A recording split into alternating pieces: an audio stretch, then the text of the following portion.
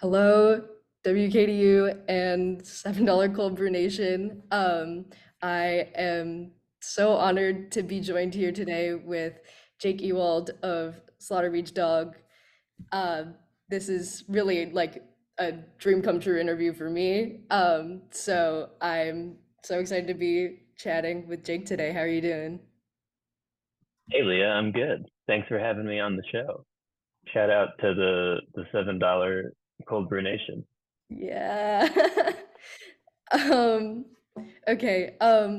First, I just like for the sake of our listener base, I wanted to ask you a few questions about your time at Drexel. So I feel like this is Yeah. a uniquely relevant situation. So this is like a back and forth. I've had like a couple drunken debates with my friends over this. Which dorm did you live in? I was in I was in Towers on the 14th floor. Um, I don't remember which room.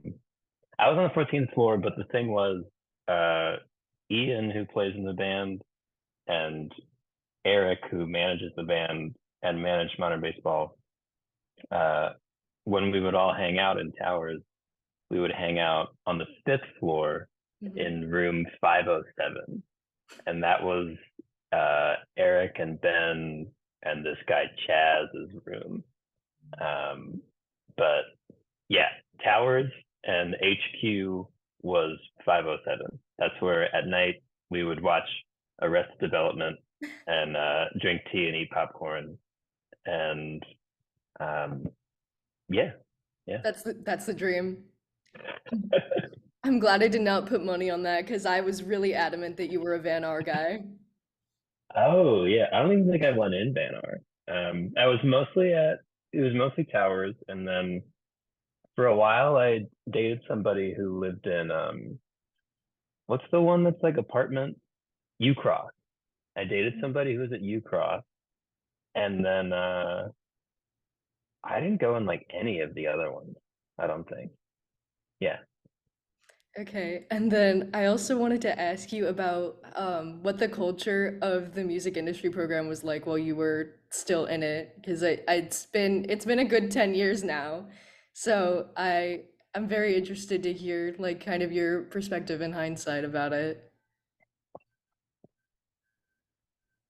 Shouldn't have just taken a bite of a banana. I'd be really curious to hear your perspective on the music industry program currently. But I will say that when we were in it, um, I guess it's hard to tell because you know, like me and Eric and Ian have now been like working in the quote unquote music industry for like 10 years, I guess. So it's funny to think back on what the program was like because uh, we have the perspective of, whatever our reality ended up being. And also the music industry is so like, you know, I meet tons of people who work in the same industry who are in like a completely different scene, doing completely different things every day, talking to completely different people, um, surrounded by different assholes. Like it's all just, I don't know. But it's funny to try to remember what it felt like. There were certain Ryan Schwab, who I think just left. Did just Um, that was like 9/11 for the program. We all saw the Instagram post and like all my friends were sharing each other. We're like, no. oh my god, well, of course I'm so sad that you guys have lost Ryan, but it really warms my heart to hear that he is still as much of a head to you guys as he was to us back then. But yeah, he was the North Star for sure. My greatest regret was that I was too afraid to talk to Ryan until like my last semester, basically. But I just wish so badly that I had picked his brain like the whole time we were there. Because obviously he's an incredible engineer. Um, and but on top of that, he's actually a great teacher Oh, of absolutely. like engineering and those kinds of things, which is so it's so hard to teach that stuff. Like teaching somebody what a compressor does is so, it's almost like a joke to try and teach somebody what a compressor does. But on top of that, he's got such good perspective on everything in the industry, and he wears so many hats that, you know, he the perspective is really deep, coming from him. So Ryan was awesome, and uh, honestly, as much as I forget what the Pro Tools class is called, where you learn all the DAWs. It's just called Daw 2. Um, okay, whatever our DAW class was called, that was really boring at the time. But then once we started recording, I was like, holy shit, this is a it's so good that I know how to do this stuff, you know. So that was funny as reality started happening. But other than that, I retained so little that would have been really helpful. Like all the stuff about, publishing and royalties and law and that kind of stuff. Um, that kind of like royalty legal mumbo jumbo, I really wish I had retained better. And I don't know if it was me not paying attention or like just having a weird professor. Um, so that was like a kind of a regret. And then, but yeah, then also there were a lot of other classes that kind of just felt pretty non-essential at the time, and definitely still feel non-essential in hindsight. So I don't know, it was funny. I also spent a lot of class time just like Googling how to build our studio. Um, so I don't know. I also probably should have paid attention more. But that was my experience. Oh, I'm really sorry. The guy who's coming to fix my air conditioner is calling right now. I lost him. It doesn't matter. Um, what is your experience with the music industry program?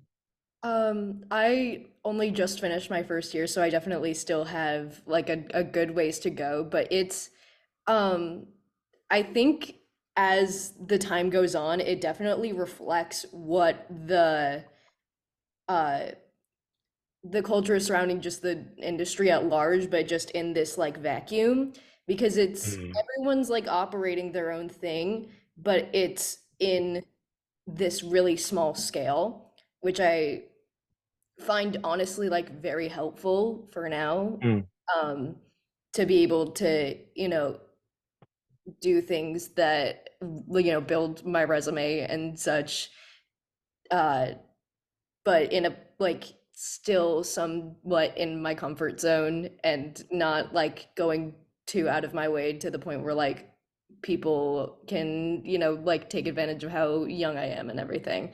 So, there's that, and then I mean, just all of the professors in so far for me have been lovely. I think the only other person that's still around that would have been uh crossover is Cyril. oh yeah, Yeah, cool. he's a silly little guy. I That's love what I was him. gonna say. Yeah. I I think like one time I left myself like logged into Facebook or something on one of the studio computers, and he changed my profile picture to his face. Uh, and it was like that for a long time because I think it was after I kind of stopped using Facebook. But yeah, he was a funny guy. mhm. Like I would probably not have been able to pay as good attention in his class had it not been for like his accent. Yeah, yeah, very good accent. And like they certainly have increased the amount of people that are in Mm. each class. So I Oh. we started with a little over 100, and now I think we're down to like 80 something because people, transfer and drop out. So Mm. um that's also been interesting to navigate. It's very clicky. Mm. Uh, Yeah. and there are definitely times where like there are some people like you see their name on a list and you're like, I don't know who that is. they could Interesting. I want to say apply that best. when we were there, I think it was only like 50 people in the whole in the program, and it did kind of feel like you knew everybody's name. Right. But that's interesting. So it's Hmm. expanded. Yeah. Do you feel like class time is less productive? Is that happening, or does it still feel kind of like you're getting enough info? It depends. I think there's a lot of time where there are some people that really feel the need to voice their opinion on something during a lecture where they're not really supposed to talk. So Mhm. there's that. But otherwise, they've like done a decent job of being able to keep the class sizes pretty small. So it's just Nice.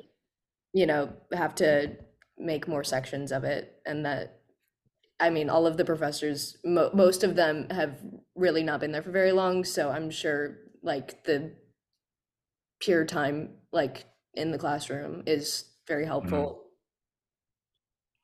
Nice. Yeah. And there are like already uh some of my peers that have been doing like very impressive things. A couple of my friends opened for Black Midi on their recent tour. So that was Cool. yeah, that was really exciting to just like watch them on stage at Union Transfer. Yeah, that's sick. Yeah. Okay. And also just wanted to ask some questions about like Philly, your time living in Philly in general. How has the Philly house show scene impacted who you are as a musician? Um, it really, it kind of was, uh, I don't know, I feel like it made all of us. Like, not made as in made us any certain amount of successful or something, but made as in it just, I feel like that's where we learned everything, you know, for better or worse, kind of, because it was so DIY.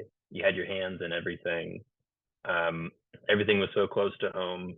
You're friends with everybody. Um, it was really like democratic, really community oriented, and in a lot of ways, that's been um, incredibly helpful um, because we came from this place in the house show scene where you knew like if you wanted something to happen, uh, you could make it happen. It was just a matter of you setting aside the time to do it and like call enough people and you know make the Facebook event or whatever the thing was. Um, so that was really powerful, especially because that was kind of all we knew. Um, and it wasn't until time went on that at a certain point, just for just for survival, I feel like I kind of had to start unlearning a little bit of stuff from the house show scene. Um, but that's really just in terms of like learning how to delegate responsibilities and stuff. When we got to a certain point where we were like, touring a lot and um, trying to manage things off the road and like keep the books together and I don't know. At a certain point, it's too many responsibilities for you know the band to just handle on their own, or for me to handle on my own. Um, and those moments have always been really confusing because we all came from this place of if you want to get something done, you do it yourself, or you ask your friend to do it. Um, and it's also just really funny to you know to come across artists who have been on the opposite path of kind of like you do the thing where you make a record in your bedroom and then it gets picked up by a label and you kind of just have all these resources handed to you, and that's confusing in its own way because you have the resources but you don't necessarily know what to do with them. That's the other thing that was helpful too, is once we did start getting more, I don't know, opportunities, or like um, I don't know, if we could afford to do certain things, uh, it did feel like it felt more like we actually knew what to do with those resources because we had come from having no resources. and having to do everything yourself, you know. So that was really helpful. Um, but yeah, the more we do it, the more I realized that this kind of like the mindset that we got from the house show scene really shaped how we do everything. And at the end of the day, I do feel like I'm so grateful that it worked out that way and not the other way, because we just have, I don't know, you hear so many stories, and we've met a lot of people who have just gotten screwed over um, by, you know, uh, trying to do it a different way, or like signing a bad deal, or um, going on a terrible tour, whatever the thing is. So yeah, it was pretty huge. Yeah, and I think it's definitely a very good example of like community and like just mutual support. I mean, there are obviously like some cracks in that foundation, and like it's never going to be perfect, but Hmm. for what it is, it's certainly like a very welcoming, and like it fosters such like insane talent that Yeah, I've just been really lucky to have witnessed so far, and I'm very excited to continue to. yeah, that's awesome. And that also reminds me that one of the great things about it is that it's so accessible. Like it creates the space for you to actually play shows and figure out how to play shows, or like, you know, be in a band and figure out what that actually means, as opposed to getting dropped into a situation that, you're not ready for. If somebody gives you a deal, or you like get on a tour or something, and you're like, oh, I've never done any of this stuff before. How do you even do this? But it's so amazing how much we just got so much experience from it. And like you said, it's such a welcoming and supportive community that um, also kind of like what you were saying about, classes at Drexel, it was like kind of a safe place where we could figure out how to do all this and have like a ton of support. Hmm. I forgot to touch on this when talking about the program specifically. I feel like this is somewhat relevant for my like grade specifically. Were there like people that were like kind of villainous? Like they, Students or I don't professors? know how to phrase it better. Like students or teachers? Yeah, students. Uh, I mean, there were definitely weirdos. I think there was a very clear line between people who really wanted to be involved in music and loved music, and they saw this program as, which is kind of like people like me or Ian or Eric or whoever, and it was like, we really want to be involved in music. We don't totally understand this program, but this seems like a path we can take that will help us like get to where we want to be. Like maybe this will set us in the right direction. And then there's kind of this other group of people that were like, uh, kind of just wanted to be cool, or like have a cool job or something. And it felt like a lot of the time those people in class were kind of just, I think they thought that because they got in the program, they were just gonna get a cool A&R job at some point, and like make a lot of money, and go to shows for free all the time. Um, and I guess those people weren't villainous technically, but it was there was a clear line of, and those people kind of like, those are the people that drifted off, um, and never really got attached to anything in the scene or like in the city or whatever it was. Yeah. Um, but there were definitely people that were in it for different reasons.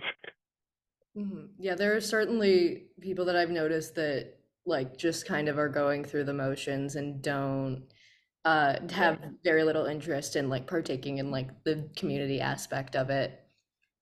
yeah, Which is, I mean, that's their prerogative. yeah.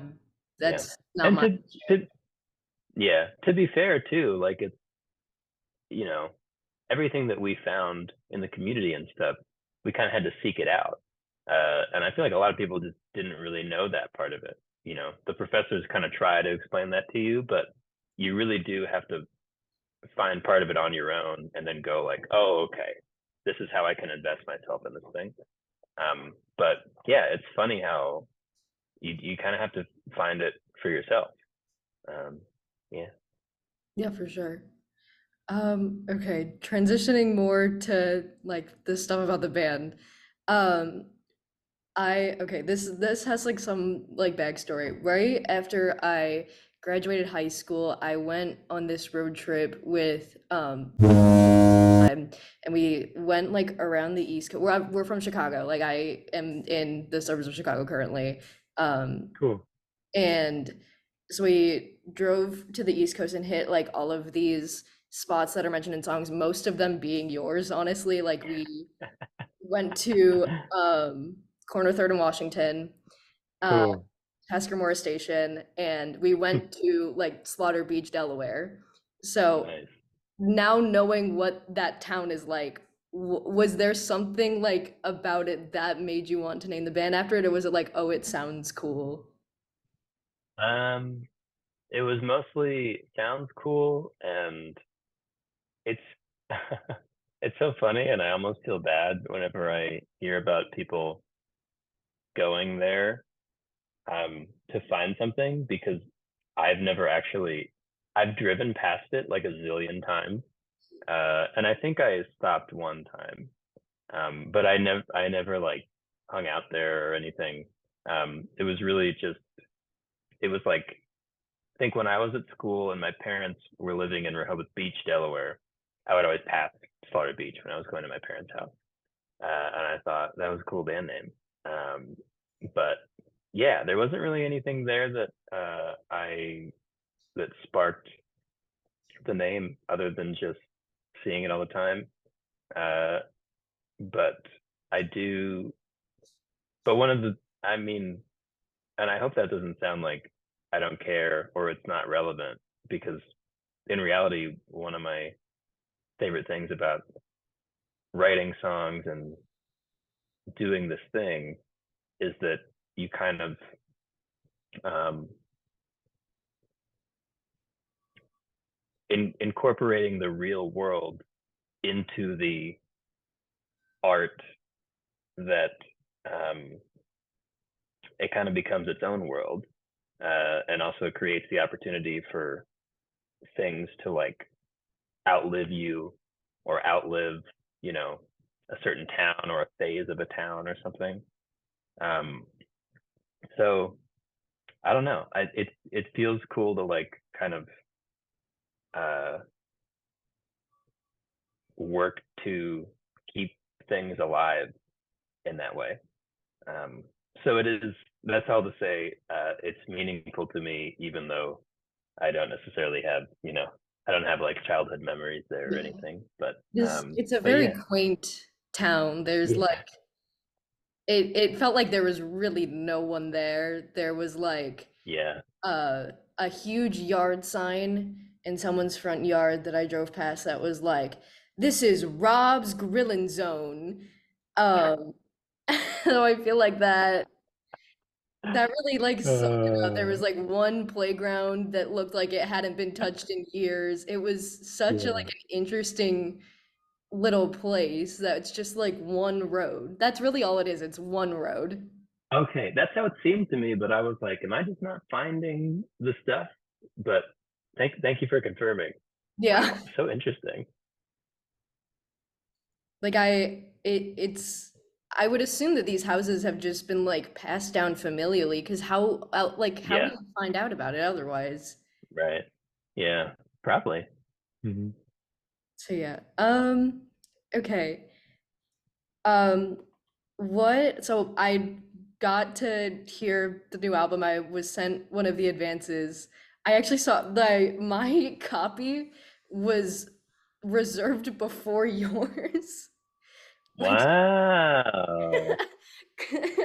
Hell yeah. because I saw in the pause for effect email, like there was when you were talking about the listening parties, there's a picture of you holding the advance and it said 22 and I was like, mine is 2.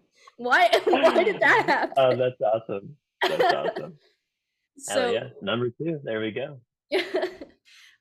so really have loved the album. I it was such a fun listen, and I wanted to ask what like some of the influences were for this more like folksy country leaning sound. Yeah. What was it? The one that comes to mind first is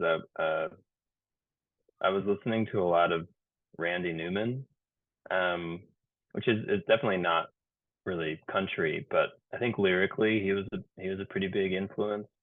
Um, there was more than one occasion where I would go out and go for a walk and listen to a Randy Newman record and then come home and write a song.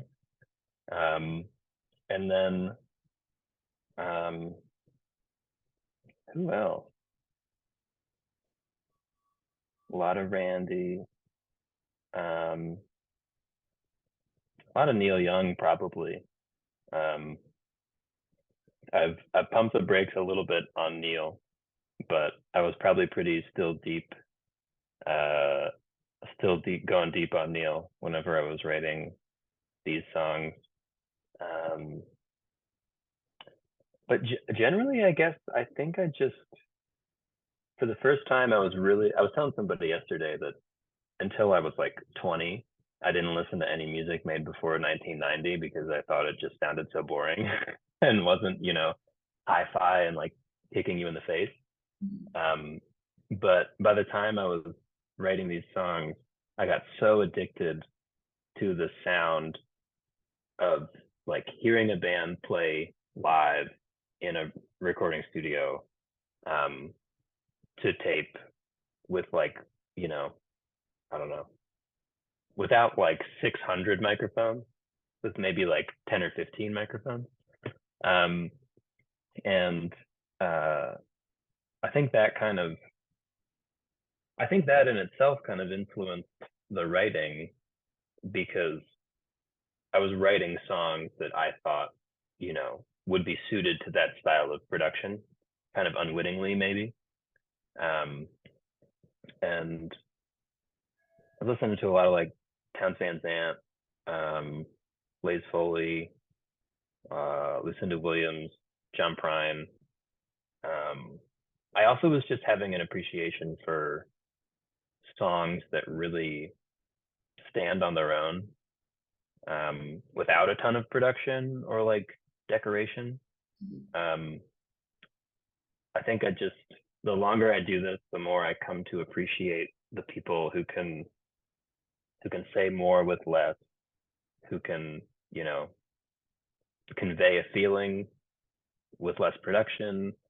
Um, just really appreciating the refinement in that and like the more subtle things you can do to really uh, get an emotion across. Um, so yeah, those are some names. I was reading. I think that's when I was reading a lot of Roberto Bolaño. Um, I don't know if that came across in any way. Um, yeah, I guess that was the gist. Yeah, for sure. And I feel like there's been kind of this new wave of like alt country that's been kind of more prevalent, especially this year. Thinking about like um, Rats All God by Wednesday Mhm. has I haven't stopped listening to that album. It's so good. Hell And yeah. like the new Big Thief material even. Hmm.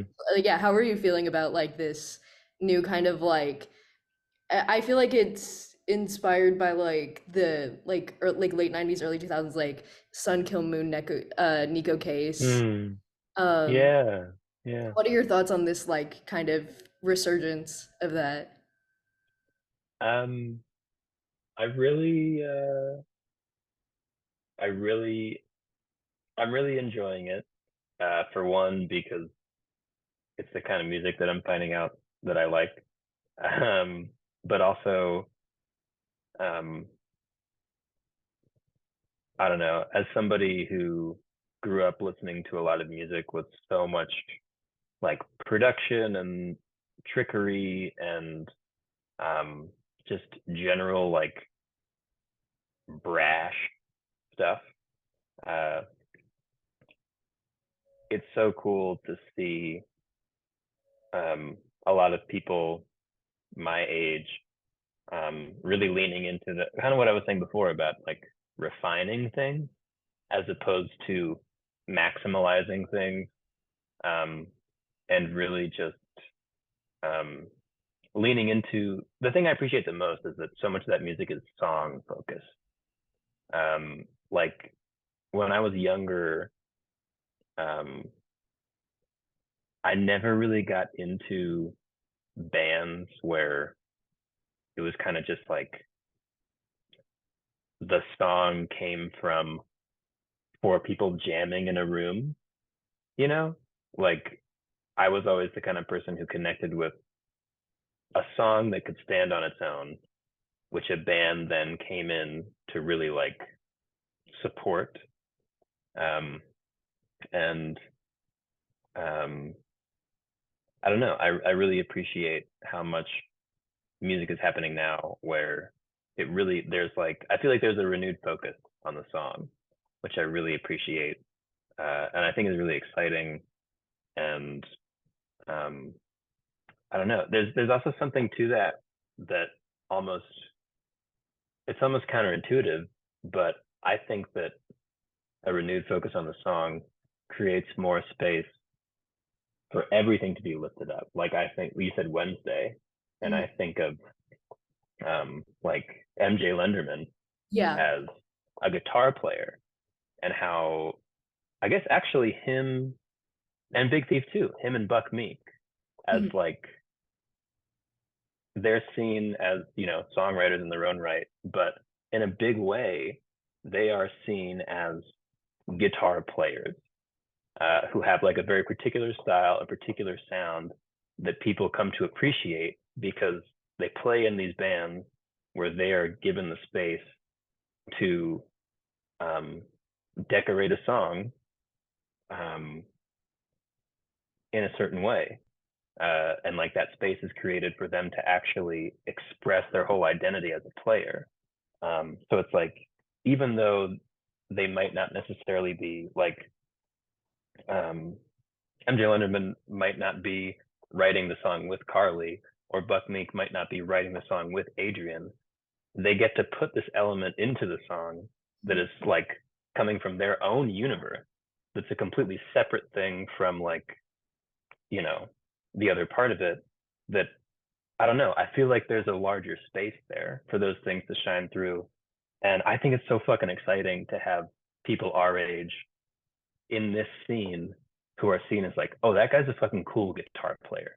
And you know his name and you know that he plays guitar in a badass way. And like people have been calling those guys to play on other records. Like Buck Meek played on this fucking Shadow Kingdom thing that Bob Dylan just did last year. Um, and I think MJ Lindemann played on like some Waxahachie record that hasn't come out yet. But I just think I feel like it's creating those kinds of spaces in a really interesting way.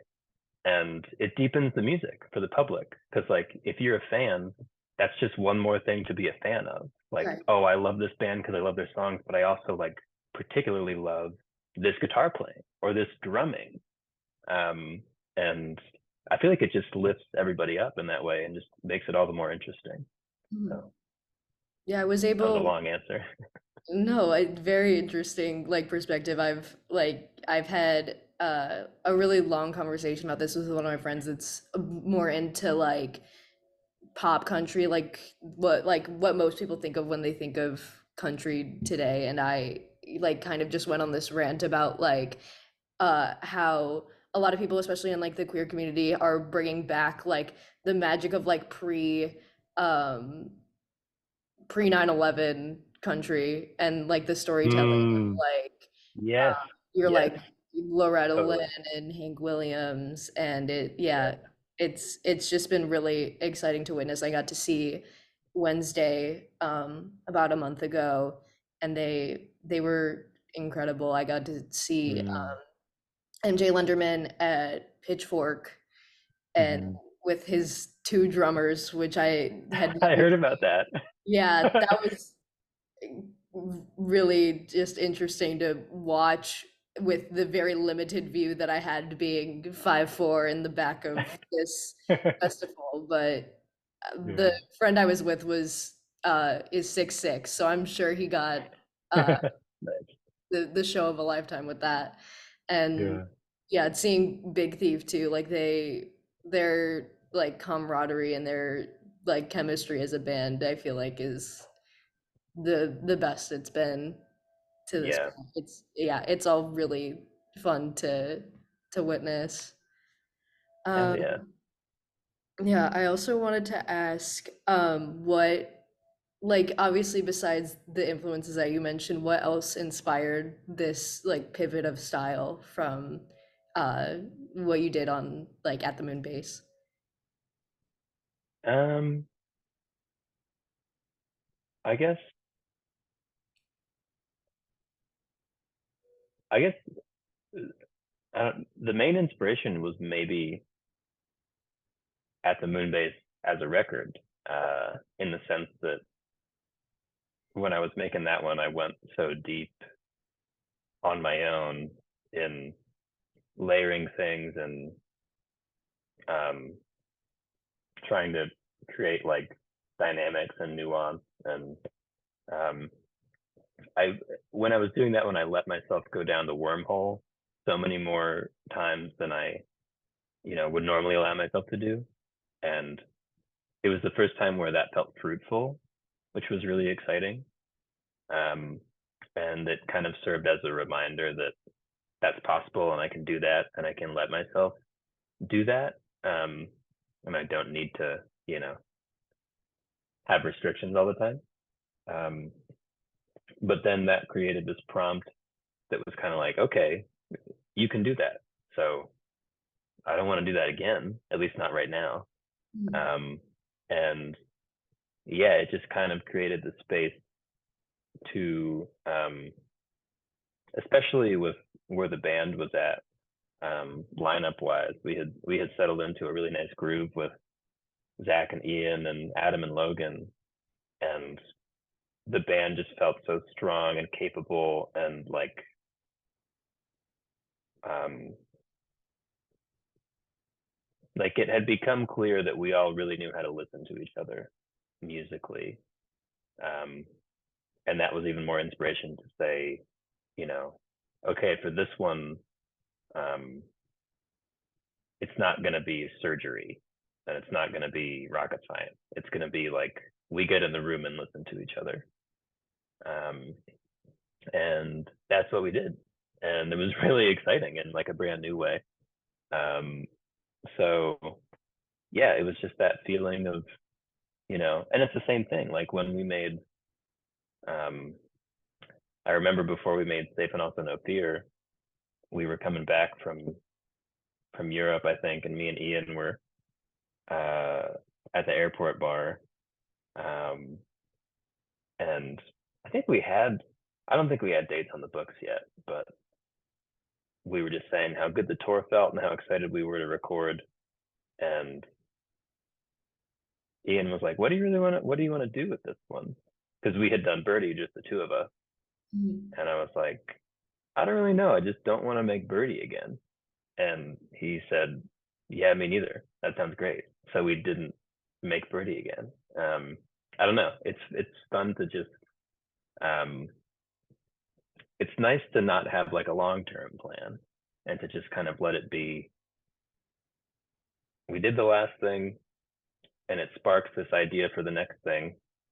Uh, just being open to the curiosity and saying, okay, we're going to dive into this thing on this record and we're not going to decide what the next one is until this one's done. And you know, we see how we feel. I see how I feel with the song.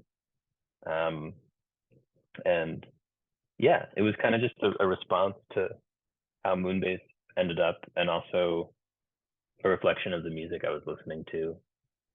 Um, but yeah, honestly, that and just uh, having having the brains in the room that we had. I feel like everybody's influences really came through in a big way, and it wasn't deliberate. It was just so natural. Because I would just come in and play a song on guitar, and everybody would just start playing, what felt right.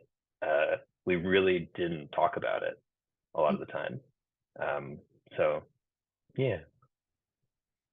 And it's like for the people that have been kind of following the gradual rollout of these songs, I like because you've been playing some of these live for a few years now. The one that just came out, Summer Windows, I know the person I went on the road trip with was like, I have had this song in my voice memos since the show with Jeff Rosenstock in Uh, 2021.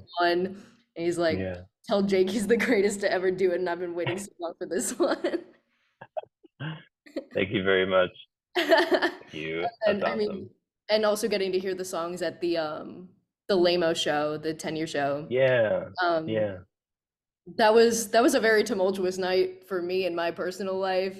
And like I remember seeing you on Twitter being like, "Who's ready to cry in a church?" And I was like, "I probably am going to." I am. Yeah. Very cool. Yeah. Also, So I'm sorry. no, it's okay. It's a really funny story for me now. So, Nice. um, but yeah, like I think a lot of the people following this are just invested in you and Ian as musicians and as artists, and Mm. I am very positive that the reception is going to be glowing if it's, anything similar to how I felt after listening to it. Um, Thank you. yeah, of course. Is there ever going to be wheels for the 4XLP guitar-based free jazz over field recordings of various high-pitch alarms going off behind the counter at Wawa? Uh, you know, it's probably more likely than unlikely at this point. Um, there's not, we've been very busy with the rollout, so there's not a lot of time to work on the wah wah beep jazz record. Um, but uh, but yeah, who knows? Um, I don't know. Yeah, and that'll uh something like that will probably happen one day. Who the hell knows? Yeah, I and they'll pitchfork best new music 10, Yeah, best things since vegetable that'll cutters. be our real masterpiece. Yeah. Yeah, Um, that'll be our vegetable cutters. Yeah. I also wanted to ask how the name for the record came about. Um, I don't really know. Uh, I think it just happened. I think it just happened. There was a period of time, like last year, when I was just trying to think of names and be open to ideas. There were a few different ideas I had, but I thought of, I don't know. Uh, it it came into my head for some reason, and immediately it felt like the songs. Like it made me feel the way the songs make me feel. Um, and I liked that in some ways it felt kind of classic, like an old country record or something. Um, but at the same time, it has less of this effect now because I've said it 1,000 times out loud. But when I first thought of it, it had this funny, like almost AI feeling of like there's one too many words in it, you know? Like it was a classic country record, but it was generated by a computer and it's just like a little bit fucked up. Um, but yeah, I don't know. I kind of just thought of it and it felt the way the record felt. And it also just uh I don't know. It in doing this, there's so many like you have to explain a feeling 100 different ways. You have to do it in the song, you have to do it in the music video, you have to do it on stage, you have to do it on a whatever. Um, and it's so hard for more than one of those things to be good. Um, like it's hard enough to just write the song, but that was one of the only times where I thought of, a name for something and it really felt like it got the point across. Um, so I don't know. I don't expect that to happen again anytime soon. So I'm just savoring it now. Um, but yeah, I don't really know where it came from. And then like 3 months ago, I found out there's a record that already exists called "Crying, Laughing, Loving, Lying," um, which is actually really good. Hold on, I need to look up this by Labi something. Labi Sifri. Um, almost the same name.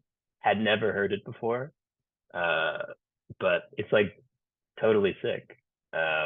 And I was listening. It kind of felt like a little nudge from the universe. Um, because I saw it, and I was like, oh shit, that's almost the same name. And then I was relieved when I realized that it came out 50 years ago or something, and not not yesterday.